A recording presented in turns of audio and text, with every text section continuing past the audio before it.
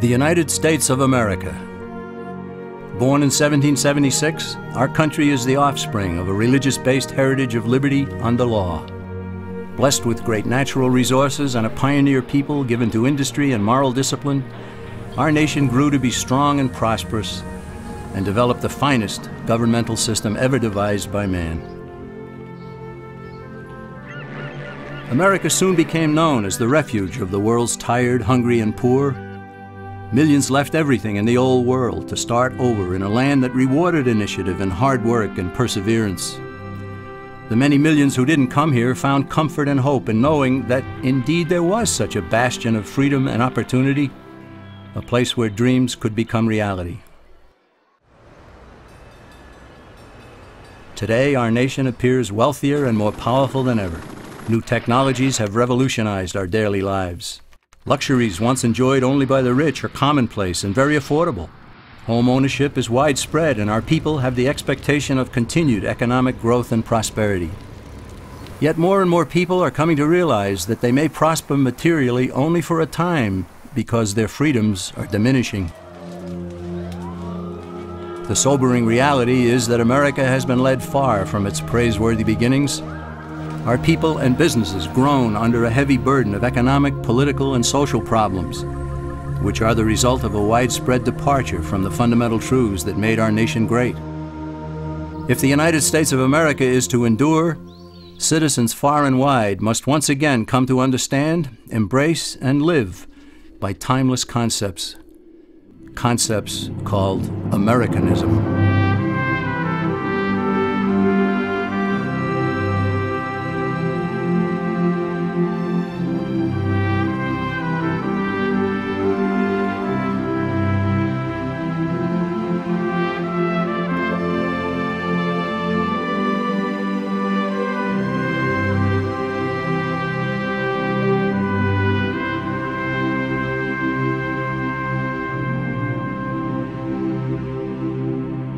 What made America great and set it apart from other lands? Was it natural resources? No, other lands are equally blessed. Was it the people?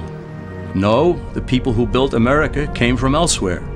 Was it government planning and wisdom that spurred our nation to such heights? No again. It wasn't what government did that made America great. It was what government was prevented from doing that made the difference. What set America apart from other lands was freedom for the individual. Freedom to work, to produce, to succeed, and especially to keep the fruits of one's labors. America became great precisely because the stifling effect of too much government had been prevented.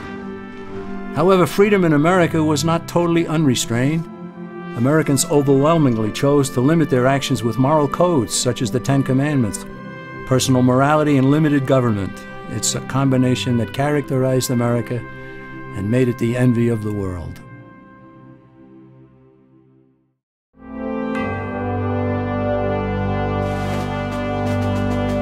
When our founding fathers decided they'd had enough of British oppression, they broke away and declared independence.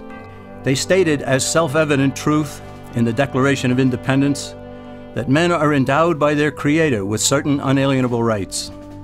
In other words, God gave man his rights, and that among them are life, liberty, and the pursuit of happiness.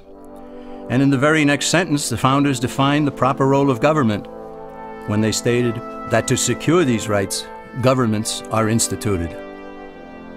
This is the entire philosophical base of our nation.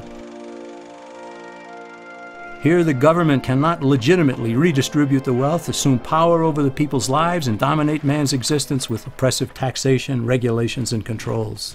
According to the founders, government was to be a negative force, which leaves people alone. Its sole function is to protect citizens from one another and from foreign governments, and especially from their own government itself. The founders did not create a government to be a positive force, to do things for people, to take from some, to give to others. They understood that when a government starts doing something for one citizen, it has to take from another to do so. And in the process, it gains control over both.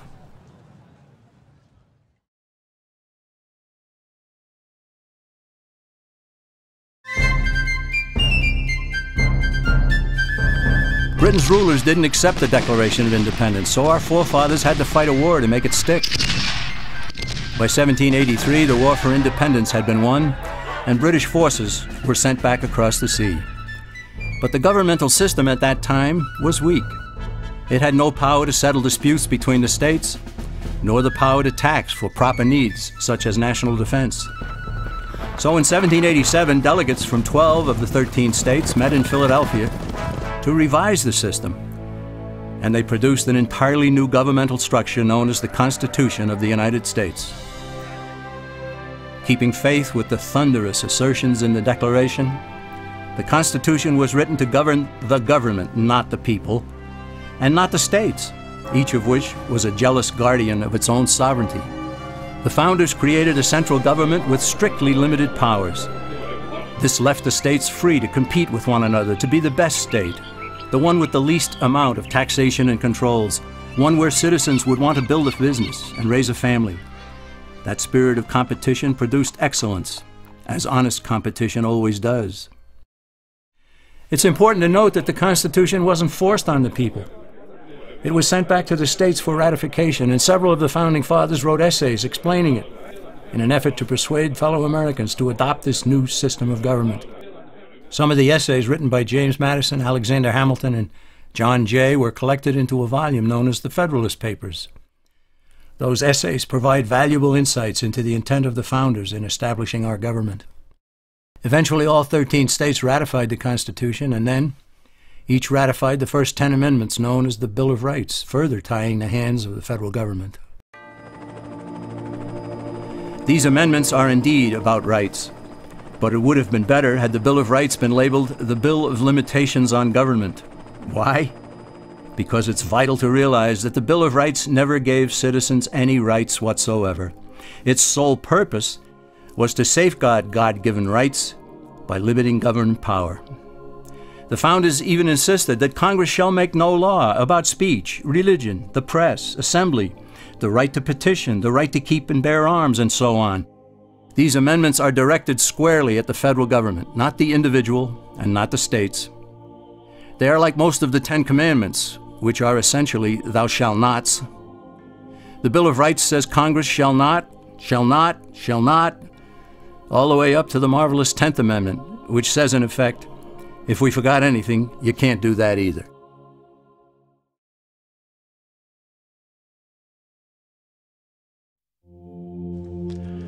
When Benjamin Franklin exited the Constitutional Convention, he was asked by a woman, "Sir, what have you given us?" His immediate response was, "A republic, ma'am, if you can keep it." Yet most Americans today have been persuaded that our nation's governmental system is a democracy and not a republic. The difference between these two is essential in understanding Americanism and the American system. Before we discuss political systems, however, it's helpful to address the confusion that has been spread about the political spectrum. Many have been led to believe that the political spectrum places groups such as communists on the far left, fascists or dictators on the far right, and political moderates or centrists in the middle. However, a more accurate political spectrum will show government having 0 power on the far right to having 100% power on the far left. At the extreme right, there is no government. The extreme left features total government under such labels as communism, socialism, Nazism, fascism, princes, potentates, dictators, kings, any form of total government. Those who claim that Nazis and fascists are right-wing never define their terms. This amounts to spreading confusion. Toward the middle of the political spectrum can be found the type of government limited to its proper role of protecting the rights of the people. That's where the Constitution of the United States is. Those who advocate such a form of government are really constitutional moderates. So let's analyze the basic forms of government. They are monarchy or dictatorship ruled by one, oligarchy ruled by a few, democracy ruled by a majority, republic ruled by law, and anarchy, which is ruled by no one. In discussing these 5, we'll see that they can be narrowed down to even fewer. Looking first at monarchy or dictatorship, this form of government doesn't really exist in the practical sense. It's always a group that puts one of its members up front, A king has his council of nobles or earls, and every dictator has his bureaucrats or commissars, the men behind the scenes. This isn't ruled by one, even though one person may be the visible leader. It's ruled by a group. So let's eliminate monarchy, dictatorship, because it never truly exists. Oligarchy, which is ruled by a group, is the most common form of government in all history. And it is the most common form of government today. Most of the nations of the world are ruled by a powerful few, and therefore oligarchy remains. At the other end, we find anarchy, which means without government. Some people have looked over history and found that many of its worst crimes were committed by governments, so they decided that having no government might be a good idea. But this is a mistake, because as the ancient Greeks stated, without law there can be no freedom. Our founding fathers agreed and held that some amount of government is a necessary force in any civilized, orderly society. In a state of anarchy, however, everyone has to guard life, liberty, and property, and the lives of family members.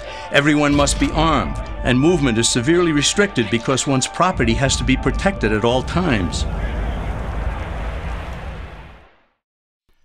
Civilized people have always hired someone to do the guarding, a sheriff, a police force, or some branch of government. Once law enforcement was in place, the people were freer. They could leave their property, work in the fields, and so on. In short, the proper amount of government makes everyone freer. There are some who advocate anarchy, however, not because they want no government, but because they don't like what they have. They use anarchy as a tool for revolutionary change.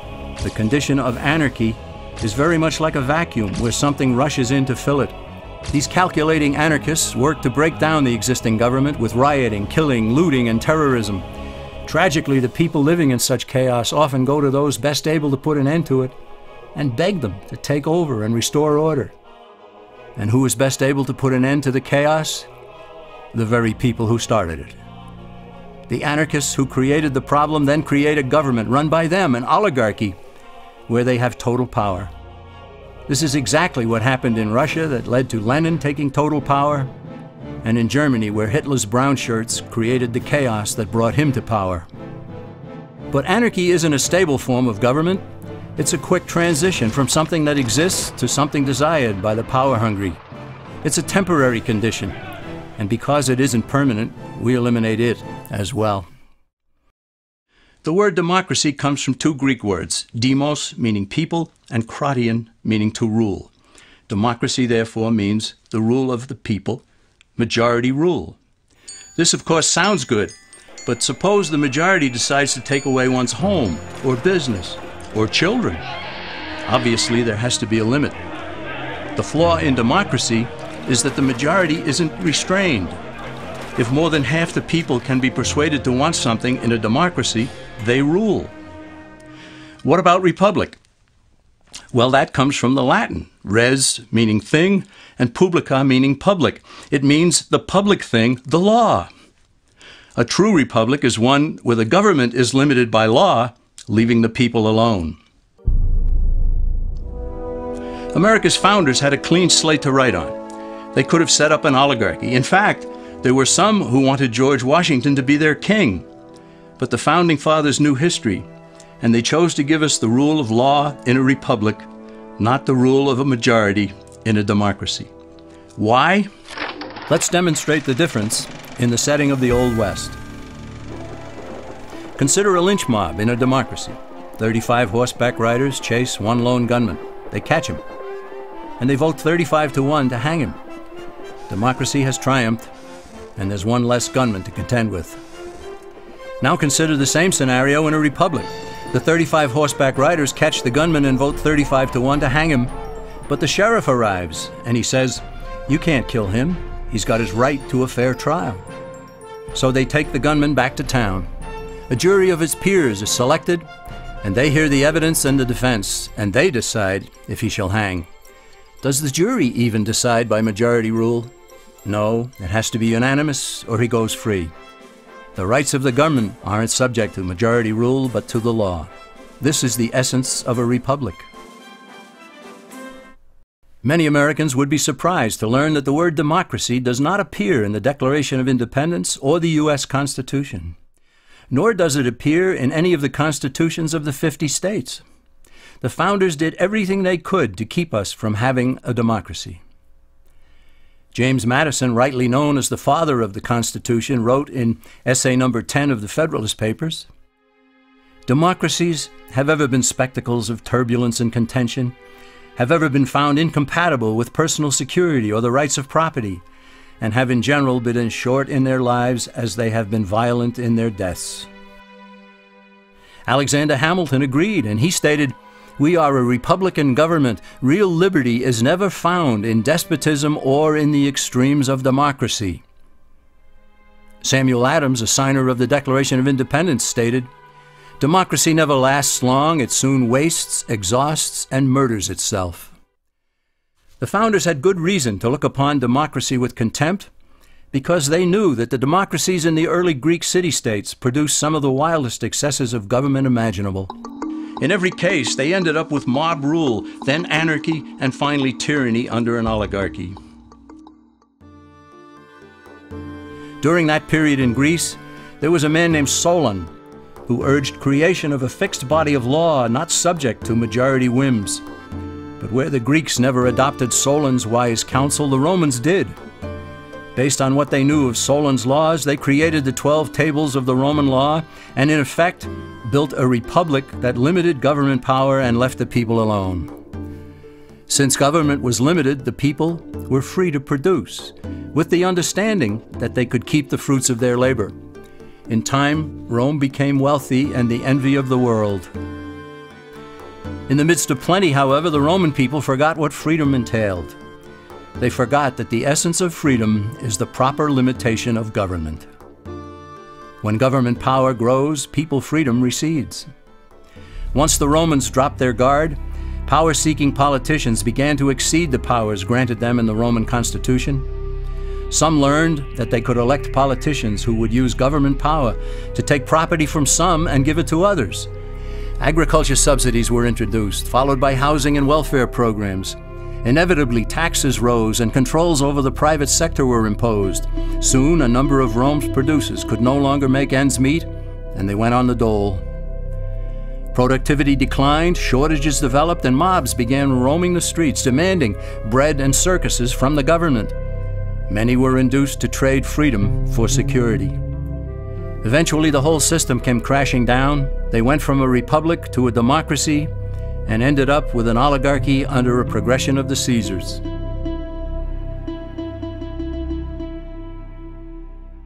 Thus, democracy itself is not a stable form of government. Instead, it is the gradual transition from limited government to the unlimited rule of an oligarchy. Knowing this, we as Americans are ultimately left with only two choices. We can keep our republic, as Franklin put it, or we will inevitably end up with an oligarchy, a tyranny of the elite.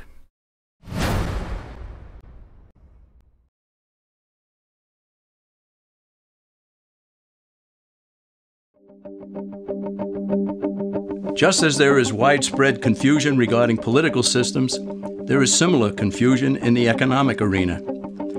All during the 20th century, Americans were led to believe that there was a great struggle going on between capitalism and the communist world. Undoubtedly, a struggle existed, but the real adversaries were rarely identified properly. No discussion about economic systems will make sense without first defining terms. And one of the most basic terms in economics is capital, whose definition is the means of production. To illustrate what capital is, let's consider a very simple economy.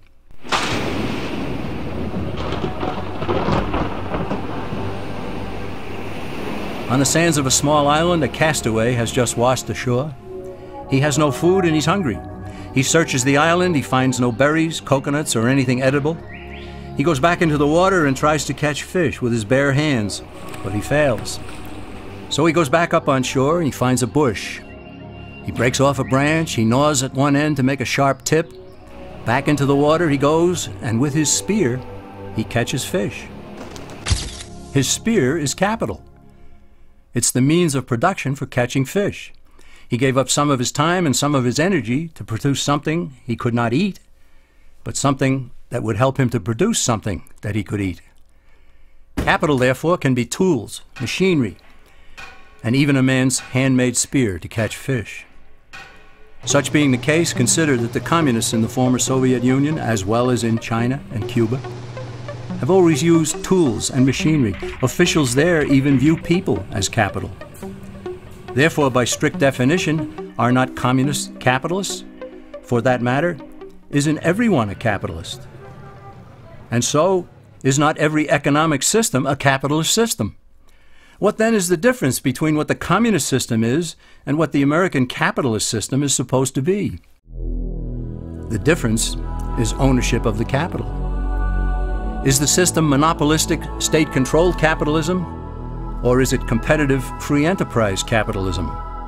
It is between these two opposing economic systems that a battle has always raged. Before we proceed, let's also define free market. Basically, it's a self-regulating system in which all parties are completely free to transact with one another. But where force, fraud, or injury damages one party, the government's role is only to punish those who commit such offenses and to vindicate the rights of the other party.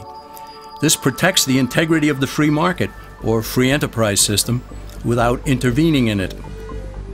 The term private property also needs clarification, for private ownership and control of property is a key component in the free enterprise system. In order for ownership of property to be full and complete, all four of its aspects must be met. These are title, control, use, and the ability to dispose of what a person owns. In a free market economy, these aspects are unrestrained, so long as the owner does not infringe on the legitimate rights and claims of others. True ownership of property and freedom go hand in hand. They always have. Now let's compare the two systems of capitalism. In the competitive free enterprise system, capital or property is both owned privately and controlled privately. In the monopolistic system, holding title to capital can be accomplished privately or by the state. But more importantly, capital is controlled by the state or by the elite few who control the state. The Communist Manifesto, which contains the basic program for all communists and all socialists, explicitly preaches the destruction and abolition of private property. Karl Marx understood the powers of controlling capital, and so have all communists and socialists who have ever looked and still look to Marx as their leader. State-controlled capitalism results in high prices and low quality. After all, why would a monopoly strive to improve if it has no competition? On the other hand, honest, thrifty, and hard-working producers throughout the world prefer a competitive free enterprise system for all. Here, low prices and high quality prevail because a variety of producers will seek to attract the widest amount of customers. Competition results in excellence and always has. Just as the political spectrum shows the range of government power, we can also plot the various economic systems along another spectrum. These forms of government control in the market stand in sharp contrast with a completely free market. In the last century or so, there have been basically four forms of state-controlled economies, all on the far left of the economic spectrum: fascism, Nazism, socialism, and communism. In each, the government controls the capital. The difference among these is how much is owned or controlled outright by the government. In a fascist system, the government doesn't own businesses on paper, but it does control them. In Mussolini's Italy, even though he didn't hold title to businesses, he told the owners what to produce, how much to produce, when to produce, where to buy raw materials, who to hire, who to fire, and what price to charge. The rest, he said, was up to them. The fascist system is more efficient than other state-controlled systems insofar as those living under it think they still own their businesses. Shopkeepers concern themselves with maintenance on the machinery, employee relations, painting the building, and so forth, but the government controls owners through an array of taxation and regulations. Under Nazism, which means National Socialism, its proponents went one step further and acquired ownership of some corporations such as Volkswagen. However, Hitler didn't seize ownership of other industrial giants, he simply controlled them, just as Mussolini had controlled businesses in Italy. Socialism is where government officials acquire possession of major industries such as transportation, communications, and utilities in order to leverage control over the entire economy. Through ownership of these vital segments of industry and by creating government regulatory agencies, socialists gain control over virtually everything else. Finally, there is communism, the granddaddy of all in the economic sense.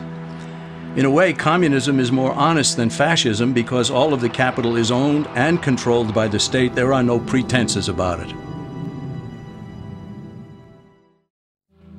Now let's combine political and economic systems, because ultimately one never exists without the other. We see again that there are only two ultimate choices: a competitive free enterprise system in a republic, or a monopolistic state control system under an oligarchy.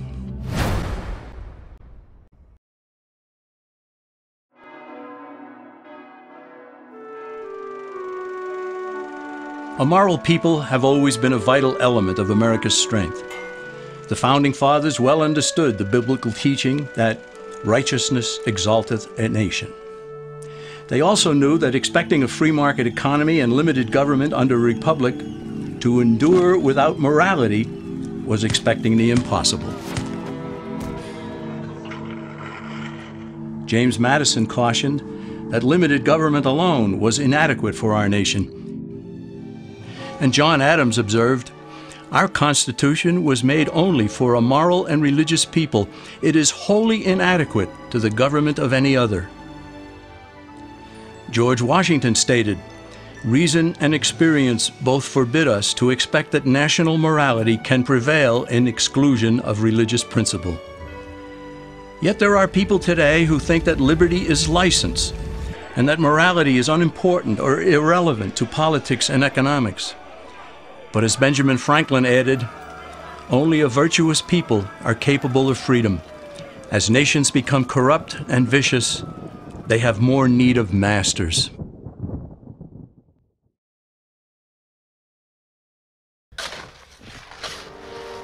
The alternative to Americanism is what has condemned most of the human race to live as slaves throughout the millennia.